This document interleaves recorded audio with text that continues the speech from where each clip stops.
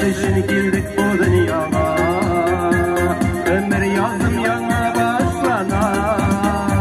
Sinsiye oturmuş yazımla, gün maturi güzel saklarım.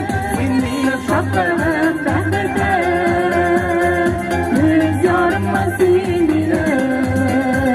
Sinsiye oturmuş yazımla, gün maturi güzel saklarım.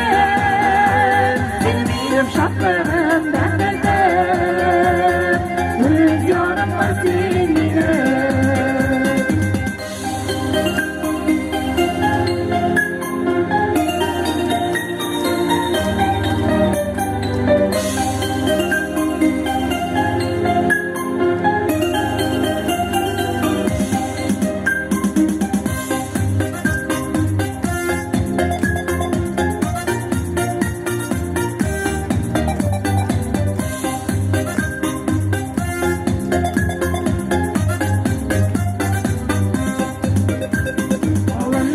Canım şaşırtlar kül, saylanlarda saylasın.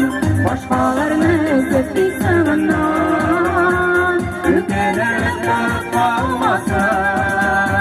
Sinsiye oturmuş yazımlar, dünyadan güzel saflarım. Sindiğim şaklığım bendirde, rüzgarıma sindirim. Yazımlar, bir maturi güzel saflarım. Senin benim şaklığım bendirde, rüzgarıma sindirim.